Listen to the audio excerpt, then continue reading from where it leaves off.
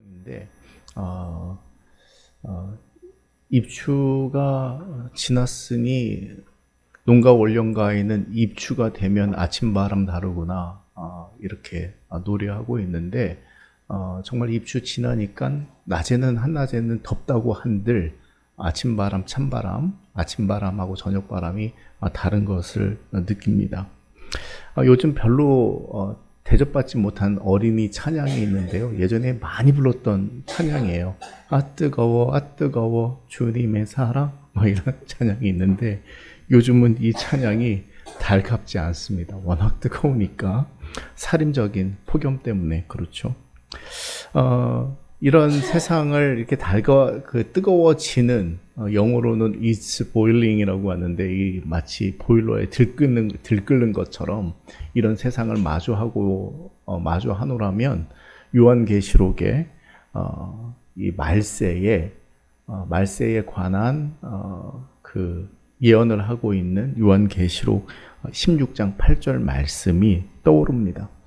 하나님의 일곱 진노 중에 네 번째 대접이 쏟아질 때 대접에 관한 내용인데요. 천사가 그 대접을 해에게 쏟자 해가 권세를 받아서 사람들을 불로 태웠다고 하는 말씀입니다. 하나님의 이름을 비방하며 또 회개하지 아니하고 주께 영광을 돌리지 아니하더라 말합니다. 그 대접이 해에게 쏟아질 때 해가 권세를 받아서 사람들을 불로 태우는데 그것은 하나님께 영광을 돌리지 않고 인간의 이기심과 인간의 욕심이 만든 세계가 전부인 줄로 알고 그렇게 교만해서 죄를 그치지 않는 그러한 상황에 오히려 그럴 때 더 회개하고 나가야 되는데 그러지 못했다라고 하는 것이죠. 기후환경 위기를 겪고 있는 우리에게 너무나 소름 끼치도록 딱 맞는 말씀입니다. 앞으로의 일들을 걱정을 안 할래야 안 할 수가 없죠. 세상에서는 멸종의 시대라고 얘기를 하는데요. 우리는 이걸 종말의 시대라고 말을 합니다. 실제로 한순간에 종말과 멸망이 찾아오는 게 아니라 진행되고 있는 것을 보게 되거든요. 숲이 사라지고 또 아마존의 많은 숲들이 벌써 20년 전하고 비교해 보면 50% 이상이 사라졌다는 보고를 듣기도 했는데 또 수많은 생명체의 종말을 고하고 사라지는 것들을 우리가 경험하고 있습니다.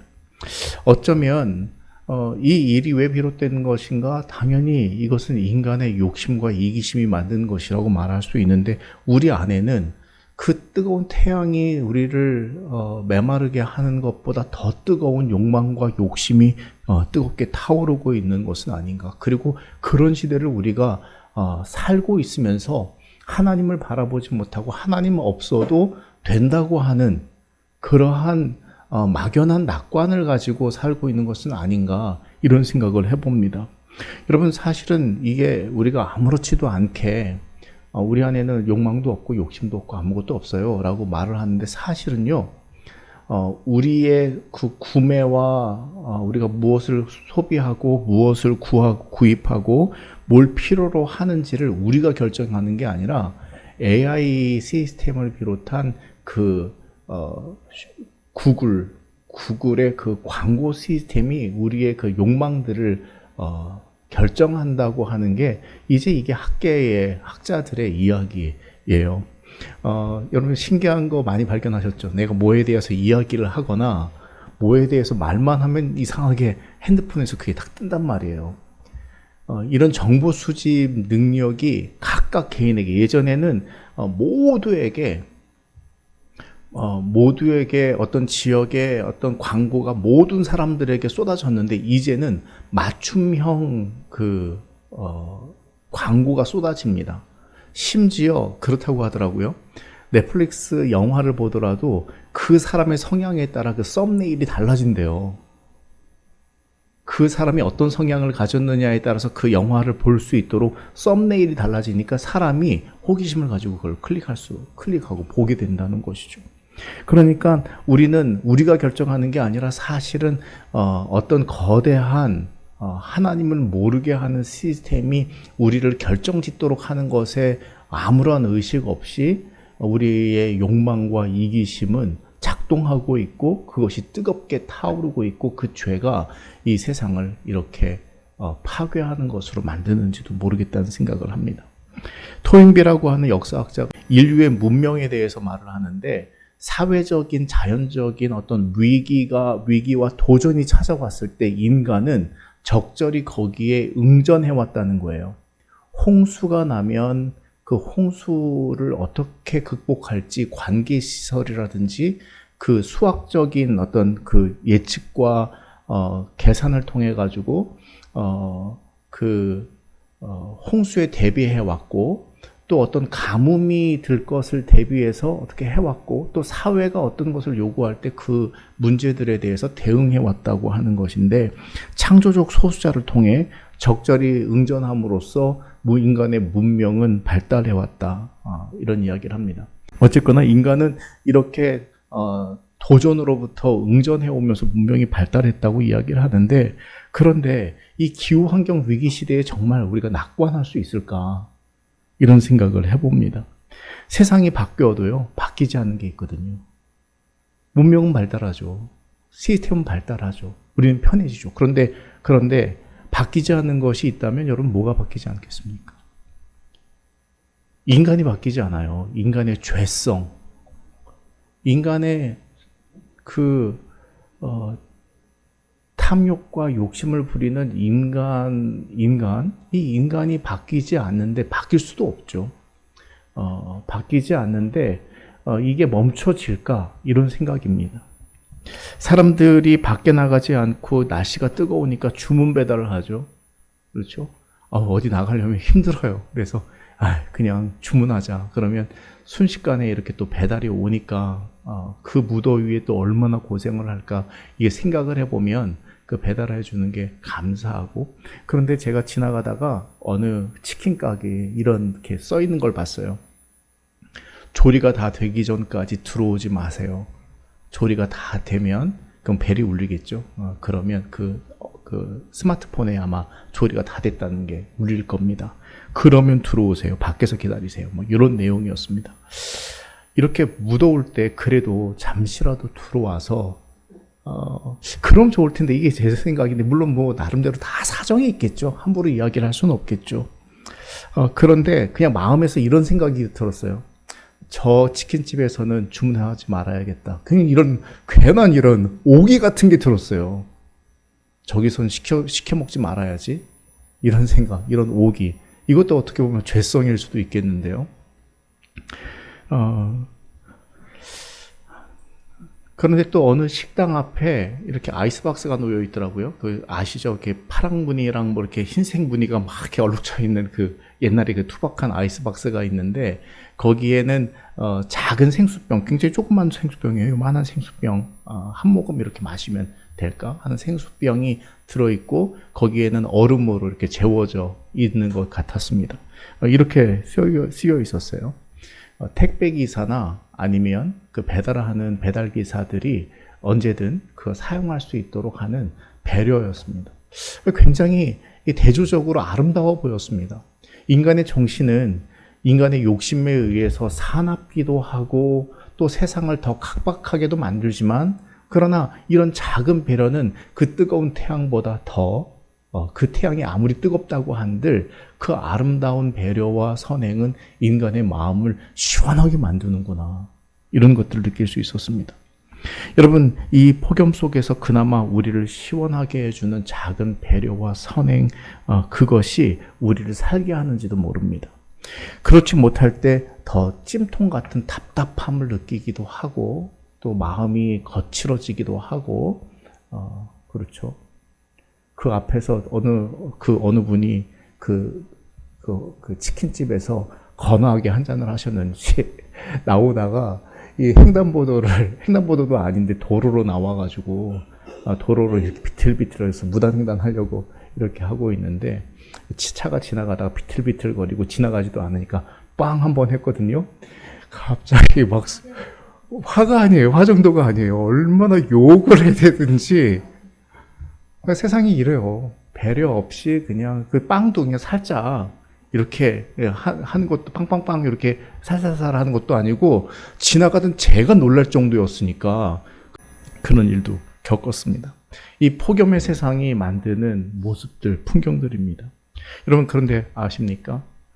이런 작은 배려나 선행이 사실은 양보가 이 인간이 당하는 고난과 위기와 어려움을 극복하는 단초가 된다는 건 말입니다.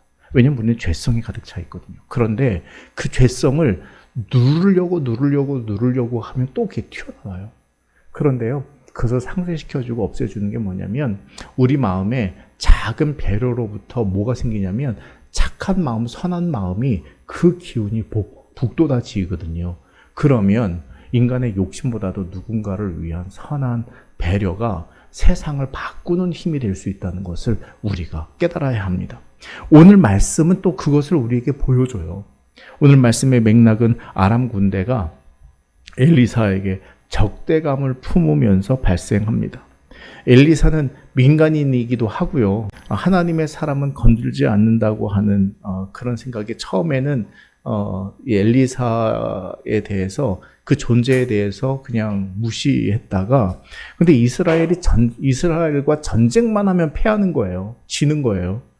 그래서 도대체 이유가 뭐냐? 아무리 화력이 뛰어나고 전력이 뛰어나고 많은 군마들과 병사들을 준비해도 전쟁에 나가기만 하면 그 길목에 딱 지키고 있다가 공격을 하니 이 아람 군대가 당해낼 도리가 없고 매번 패하니까 원인을 파악해 보니까 그 처음에는 내부에 첩자가 있는 줄 알았거든요. 아람 군대에. 도대체 우리가 가는 그 길을 어떻게 알고 그와 같은 일들이 일어나는데 도대체 이 내부에 첩자가 있는 거 아닌가 이런 생각을 가지고 있었는데 알고 보니까 신복들이 엘리사에게 말합니다.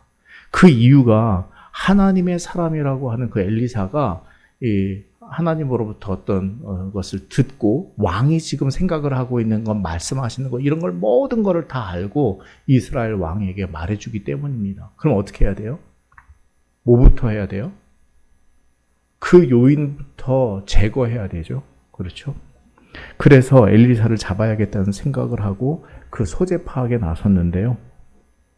체포작전을 벌이는 내용으로부터 이제 시작이 됩니다. 14절에 왕이 병거와 말과 많은 군사들을 보내서 그 밤에 엘리사가 있는 그 성읍을 완전히 둘러쌌어요. 간밤에 사환이 편안한 잠을 잔 줄 알고 아침에 일찍 일어나 보니까 그래도 편안하게 잤는데 잘 잤다 생각했는데 아람 군대가 사방에 둘러싸여 있어서 빈틈없이 애워싼 것을 보고서 그 심중에 굉장히 두려운 마음과 불안한 마음, 이 마음이 찾아와서 엘리사에게 보고합니다. 지금 이 아람 군대가 우리를 둘러쌌는데 우리가 어찌합니까? 그냥 우리가 어찌하리요? 이렇게 성경에 나와 있지만 정말 큰일 났다고 이제 끝이라고 그런 절규였겠죠. 그런 호소였겠죠. 우리 인생이 때로는 고난과 위기와 환난과 시험과 이루 말할 수 없는 걱정들로 우리가 사방에 애워싸임을 당할 때가 있습니다. 어찌할까요? 빠져나갈 틈이 없습니다. 솟아날 구멍이 없습니다.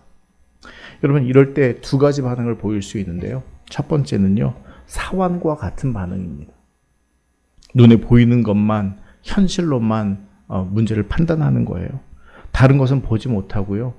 나름 현실을 바탕으로 판단했으니까 그게 옳다고 생각합니다. 왜냐하면 눈에 보이는 현실을 가지고 그것을 가지고 판단하고 생각한 거기 때문에 그것은 틀림없이 옳은 거죠. 사실은 사실이니까요. 계산이 틀리지 않는다고 생각해요. 괜찮을 때는 괜찮지만 그렇지 않을 때는 정말 괜찮지가 않습니다. 절망, 그게 곧 현실이고요. 왜냐하면 솟아날 구멍이 없으니까 패닉 상태, 그게 인간의 한계입니다. 끝입니다. 누구나 다 이런 상황들을 접해봤죠. 접해왔고요. 또 접할 수도 있습니다. 답을 찾지 못했을 때 결국 포기하고 기피하고 피신하면서 스스로 일을 그만두고 망치고 포기할 때가 많습니다. 참고 기다리면서 가만히 때를 기다리면서 참지 못하고 이것이 끝이다 생각하면 모든 희망의 줄을 놓습니다. 바로 인간적인 방법, 인간적인 생각, 인간적인 판단, 인간이 예측한 결과가 이끄는 삶을 판단을 하는 거예요. 두 번째는요, 엘리사 같은 반응인데, 그는 오늘 16절 말씀에 보면 대답하되 두려워하지 말라. 우리와 함께한 자가 그들과 함께한 자보다 많으니라. 이게 뭐 갑자기 뜬금없는 생뚱맞은 소리예요. 보이지도 않는데 보인대요. 그리고 가만히 있으래요. 지금 현실이 지금 쓰나미처럼 덮치게 생겼는데요.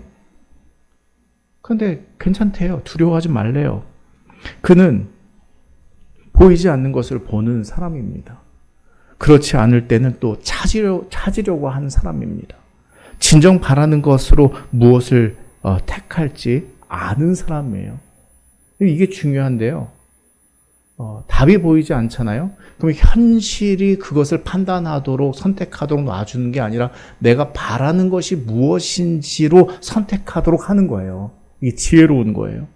믿음으로 볼 수 없는 것을 볼 수 있도록 바꾸는 사람입니다.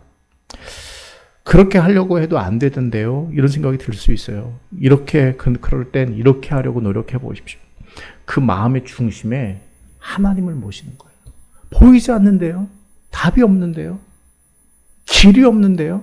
현실이 빤한데요. 지금 사방으로 둘러싸고 있는 것이 이제 곧 이게 다 끝인데요. 마지노선도 이제 지나가는데요. 끝인데요. 그런 이 위기가 인생이 막 찾아올 때요. 그럴 때 보지 못하는 것을 보게 만들고 희망을 갖고 견디고 이기게 만드는 것은 하나님을 마음의 중심에 놓는 일이에요. 하나님을 믿고 예수님이 십자가에서 고통당하셨던 것을 기억하면서 그 십자가를 붙드는, 그럼 여러분 신기하게요. 상황은 내 뜻대로 바뀌지 않고 빤하지만, 그런데 여러분 우리가 경험하는 것은 뭡니까? 하나님께서 이길 힘을 주시고 우리를 강하게 하시고 굳세게 하시고 이제 더 이상 인간적인 방법이나 선택이 아니라 기도를 통한 주님의 마음을 찾게 되는, 그리고 그 뜻과 생각을 느끼게 되는, 그러면서 하나님의 섭리가 하나 둘씩 보이기 시작하는 거예요. 우리가 잘 아는 대로 엘리사는 사환에게 두려워하지 말아라 말한 뒤에 우리와 함께한 자가 그들과 함께한 자보다 많으니라 이렇게 말합니다. 여러분 어째서 그렇습니까? 우리와 함께한 자가 저들과 함께한 자보다 많으니라. 어째서 그렇습니까? 현실은 분명히 그렇지 않은데요. 17절을 보면 그때 엘리사가 기도하면서 이르죠. 어째서 그런가? 17절 같이 읽겠습니다. 시작. 기도하여 이르되 여호와여 원하건대 그의 눈을 열어 보게 하옵소서 하니 여호와께서 그 청년의 눈을 여심해 그가 보니 불말과 불병거가 산에 가득하여 엘리사를 둘렀더라. 여러분 우리에게도 이런 기도하는 심령이 있기를 주의 이름으로 축원합니다. 끝장났다고 생각했을 때 우리의 눈이 열리는, 그래서 하나님의 섭리가 오히려 눈에 보이는 신비한 역사들이 있기를 주의 이름으로 축원합니다. 그러자 그 눈앞에는 청년의 눈앞에는 사방의 불말과 불병거가 가득하게 엘리사를 두르고 있는 것을 볼 수 있었습니다. 아람 군대는 18절, 19절도 같이 읽어볼게요. 18절, 19절 시작. 아람 사람이 엘리사에게 내려오매 엘리사가 여호와께 기도하여 이르되 원하건대 저 무리의 눈을 어둡게 하옵소서 하매 엘리사의 말대로 그들의 눈이 어둡게 하신지라. 엘리사가 그들에게 이르되 이는 그 길이 아니요 이는 그 성읍도 아니니 나를 따라오라. 내가 너희를 인도하여 너희가 찾는 사람에게로 나아가리라 하고 그들을 인도하여 사마리아에 이르. 하나님께서 그들의 눈을 어둡게 해달라고 하나님께 기도하자 그들의 눈이 어두워졌는데 지금 누구를 찾고 있어요? 이 사람은? 아람 사람들은? 누구? 엘리사를 찾고 있는 거잖아요. 이 길도 아니고 저 길도 아니다. 나를 따라오라. 그럼 내가 여러분이 찾는 그 사람에게로 인도하리라. 그리고 인도되어 그들이 간 곳이 바로 사마리아 한복판이었습니다. 아람 군대는 불병거와, 제가 이런 상상을 해봤어요. 불병거와 불말과 얼마나 뜨겁게 타오르는 그 한낮에 그 뜨거움을 목격했을, 그 경험했을까. 그러면서 엘리사가 기도한 대로 눈이 어두워져서 그를 따라가는데, 뭐가 뭔지도, 눈이 어두워진지도 모른 채, 여기가 어딘지도 모르는 채 따라갔는데, 불벽과 폭염에 지치고 갈증난 상태로 끌려간 곳이 바로 사마리아, 이스라엘의 수도 사마리아 중심부였습니다. 엘리사는 다시 기도하기를 뭐라고 기도해요? 20절에 눈을 열어서 보게 하옵소서. 아니, 지금 보게 하면 어떡해요? 무슨 방비를 미리 했을까요? 그러면 엘리사를 볼 거 아니에요. 엘리사를 잡을 거 아니에요. 다시 그 눈을 열어 보게 하옵소서 그러자 그들이 사마리아 한복판에 있다는 것을 알게 되었습니다. 그럼 보통 성경에서요, 눈이 어두워졌다가 눈이 밝아졌다라고 하는 것, 혹은 눈이 닫혔다가 장님이었다가 눈을 뜨게 됐다든지, 혹은 못 보던 것을 보게 되는 이러한 표현들이 나올 때는요, 어떤 의미를 가집니까? 보지 못하는 것을 보게 되고, 보고 판단했던 것들을 보고 판단했는데, 분명히 이거라고 생각을 했는데 그 판단을 다시 새롭게 보게 되고요, 다른 판단과 시각을 갖게 됐을 때를 의미합니다. 성경에 우리가 잘 아는 바울도 눈이 멀었었죠.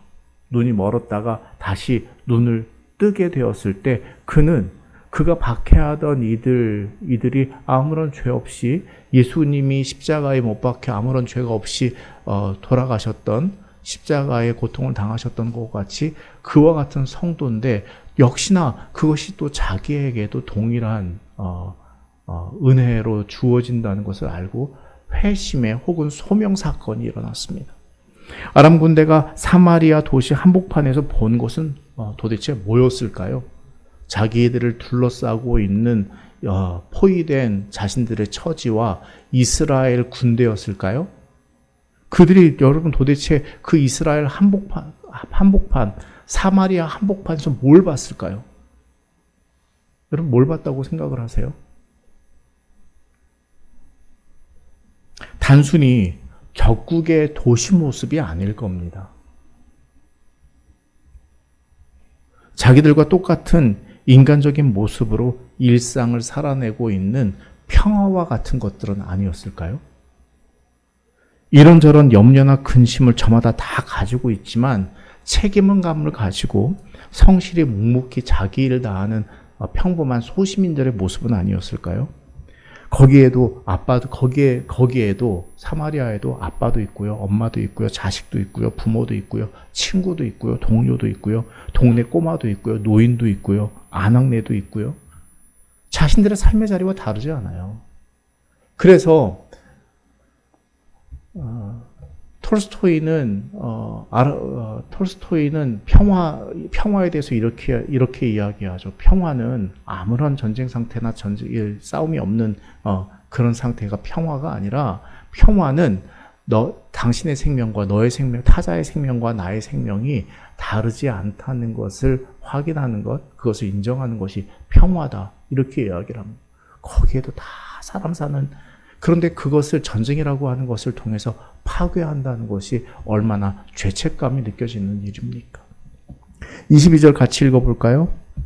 22절 시작. 대답하되 치지 마소서. 칼과 활로 사로잡은 자인들 어찌 치리이까? 떡과 물을 그들 앞에 두어 먹고 마시게 하고 그들의 주인에게로 돌려보내소서 하는지라. 이들을 치리까, 이렇게 이스라엘 왕이 말했을 때 그가 칼과 활로 사로잡은 사람인들, 포로인데 포로를 죽이는 법이 어디 있어요? 이건 예나 지금이나 이거 일단 포로의 목숨은 살려주는 게 이게 또 세계적인 룰인 것 같습니다. 떡과 물을 그 앞에 두어서 먹고 마시게 하고 그들의 주인에게로 보내소서. 그들도 또 똑같은 병사들이고 장병들 아닙니까? 이에 이스라엘 왕이 그들을 위하여 음식을 많이 베풀고 먹고 마시게 하고 놓아 보내주었다는 내용을 전하고 있습니다. 그리고 하반절을 보면 이로부터 아람 군사의 부대가 다시는 이스라엘의 땅에 들어오지 못하니라 전하고 있죠. 여러분, 너무 이상적입니까? 그런데 얼마나 아름다운 배려이고 선행입니까? 우리 삶의 자리에서 저 사람의 생명, 저 사람의 목숨, 저 사람의 처지 무시하지 않고 작은 선행과 배려하는 마음에서 우리의 죄성이 누그러든다니까요. 사라진다니까요. 또 예수 그리스도의 마음이기도 합니다. 그 마음이 우리를 새롭게 만들고 우리를 변화시키는 거예요. 어쩌면 그러한 것들이 모여서 이 큰 위기들, 기후 위기부터 시작해서 우리 삶의 여러 가지 위기들은 이런 작은 배려와 섭리에서 나타나는 이런 그 배려와 관심에서 나타나는지도 모르겠습니다. 한 가정에 위기가 찾아오면 어떻게 돼요? 찾아오면 서로 날카로워질 수 있습니다. 그리고 오히려 가족이 더 논쟁이 심해지고 싸우고 그럴 수 있습니다. 그런데 그럴 때 어떻게 해야 돼요?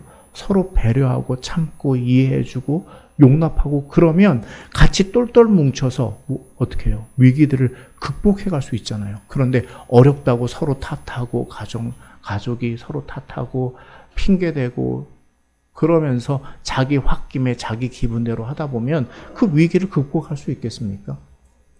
참고 인내하고 배려하고 용서하는 것, 이것을 통해서 위기들을 극복해 갈 수 있는 것이죠. 우리는 배려와 선행의 힘이 가져오는 평화를 믿는 사람들이어야 합니다.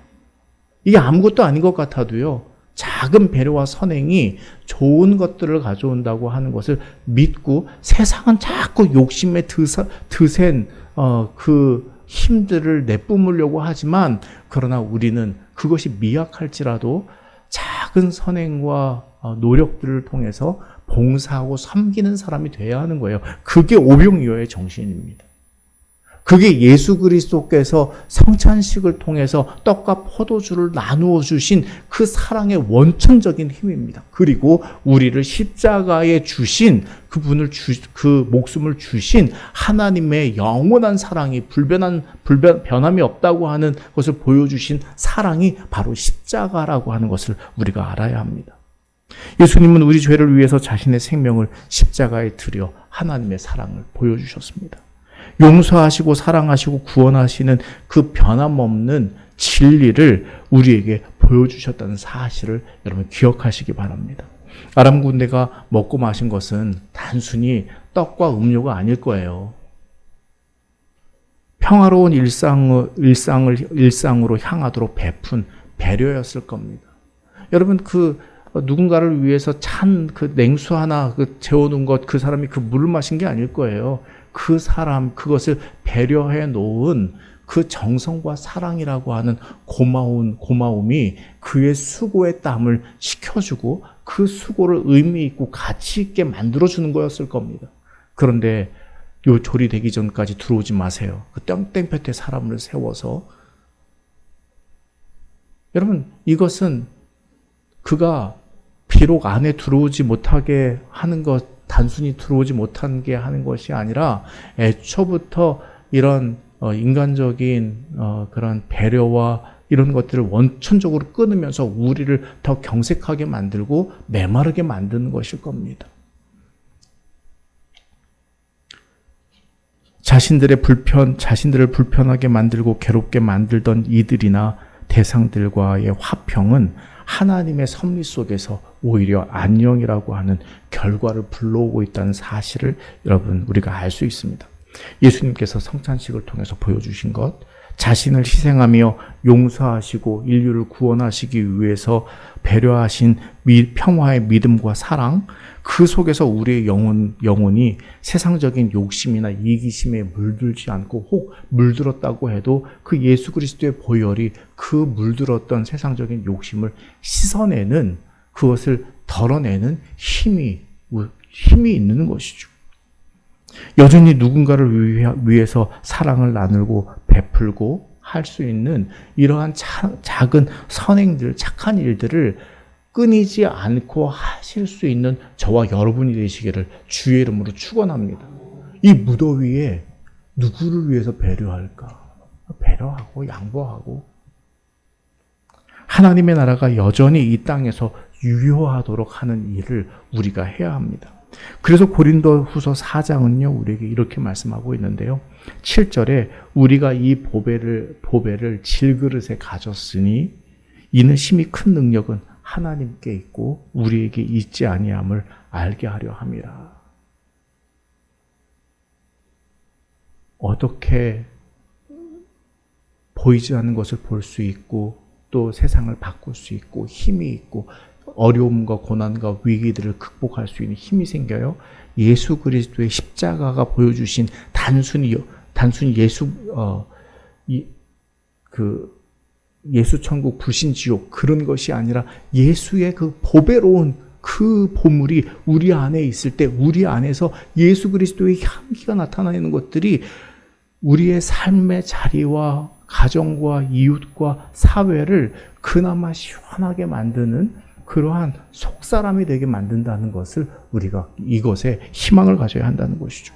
우리가 사방으로 우겨쌈을 당하여도 쌓이지 아니하며 답답한 일을 당하여도 낙심치 아니하며 10절 우리가 항상 예수의 죽음을 몸에 짊어짐은 예수의 생명이 또한 우리 몸에 나타나게 하려 함이라. 예수의 생명이 우리에게 나타난다는 것, 그것은 다름이 아니라 배려, 용서, 사랑. 그러니 여러분 우리가 예수 믿는 것을 자랑하는 사람들이 되시길 바랍니다. 예수님을 믿는 것을 단순히 예수 천당 불신 지옥이 아니라 예수님의 방법, 예수님의 길, 예수님의 생각, 예수님의 노력, 예수님의 헌신, 예수님의 십자가 그 모든 것이 거대한 어떤 담론에서 시작되는 것이 아니라 일상의 작은 배려를 통해서 그것이 모든 메마른 것들을 시원케 만들고 오히려 도움을 주고 힘을 주는 것들이라는 사실을 알고 우리가 소망 있는 삶을 살았으면 좋겠어요. 예전에 그래서 이런 생각이 해봤어요. 예전에 예전 정부에서 태양광으로 이렇게 막 설치했잖아요. 태양광 발전소라고 막 했잖아요. 그런데 언론들이 이제 막 문제점만 들어가지고 쓸모없는 사업을 했다. 그러면서 이 쓸모없는 사업을 하기 위해서 얼마나 또 유착관계가 있었느냐 뭐 조사하려고 하다가 뭐 특별히 뭐 나타난 건 없습니다만 어쨌거나 쓸모없는 일을 했다. 뭐지 이렇게 앞으로 날씨가 더워지고 에어컨을 많이 틀 테고 전력 수급량이 많아질 텐데 그 태양광 발전소가 얼마나 에너지를 만들어내겠느냐 뭐 이러면서 막 비난하거나 그랬거든요. 그래서 원전 짓지 않은 거, 원전에 대한 것도 여러 가지 가짜 뉴스로 막 일컬어져 있지만 그 원전에 대한 문제로 시비를 걸고 그게 이념 사상 문제로 막 사람들을 시끄럽게 만들고 어지럽게 만들었습니다. 근데 올해 걱정이었어요. 날씨가 뜨겁다고 하는데 에어컨 사용량이 많아지면 뭐가 많아져요? 전력량이 많아지고 그러면 뭐가 발생돼요? 갑자기 정전 사태가 일어나면 산업 현장, 근로 현장, 또 가정, 또 가게들 냉장고를 돌려야 하는 이런 데도 어떻게 하나 막 걱정이었거든요. 그런데 그렇다고 하더라고요. 이 날씨가 뜨거워지고 태양이 뜨거워지니까 오히려 태양광은 그러면 그럴수록 뭘 발생해요?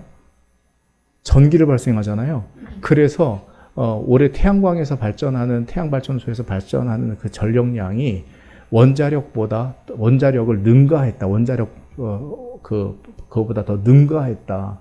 이런 기사를 역설적으로 날씨가 더워질수록 에너지가 많아져서 그래서 에너지 수급에 문제가 없이 올해 뭐 정전 사건이 뭐 발생하지도 않았고 그랬다는 기사를 읽었습니다. 그런 생각이 들었어요. 질그릇에 예수라는 보배를 지녔고 하나님의 자녀로 믿음과 신앙을 지키는 일이 이런 것 아닐까? 인간적인 생각으로는 문제가 많고 또 안 될 것 같고 원전과 같은 세상적인 강력한 방법을 동원해야만 할 것 같고 그런데 태양광 발전소가 우리에게 보여주는 건 뭐냐면 태양빛이 강하면 강할수록, 그래서 고난이 심하면 심할수록 어쩌면 우리 안에 그 예수 그리스도 하나님을 향한 그 힘과 능력이 있으면 그것이 강하면 강할수록 더 강한 에너지를 예수 그리스도 안에서 발생을 시킬 수 있는 우리의 삶의 능력이 있는 것이 아닌가. 여러분, 힘든 시기입니다. 사방으로 우겨쌈을 당하고 어려움은 어렵고 날씨도 무덥고 또 이 부동산 값, 집값, 세계적인 흑자, 이 세상 유례 없는, 역사상 유례 없는 흑자의 시대를 살아가고 있다고 하는데 우리에게 오는 것은 적은 것 같고 여러모로 답답한 그런 시기를 살아가고 있는데, 그럼에도 불구하고 예수의 죽음은 남을 더 낮게 여기고 좋게 여기고 배려하고 용서하고 섬기고 사랑하며 십자가를 따르는 그 제자도, 예수의 삶을 우리가 살기로 노력하는 그것을 몸에 짊어지려고 하는 그런 삶의 자세에서 아람 사람들을 불러들여 보게 했던 평범한 일상에서 생수 한 병 나눌 수 있는 작은 배려와 선행이 바로 그러한 데서 시작되는 것임을 여러분 우리가 알고 그런 자세로 살아갈 수 있는 우리가 되기를 주의 이름으로 축원합니다. 누군가를 시원하게 해주는 사람이 되십시오. 시원한 주님의 사랑을 전하는 사람이 되십시오. 기도하겠습니다. 하나님, 날씨가 너무 무더워서 세상이 끝나는 것은 아닌가 하고 두려움이 들 정도.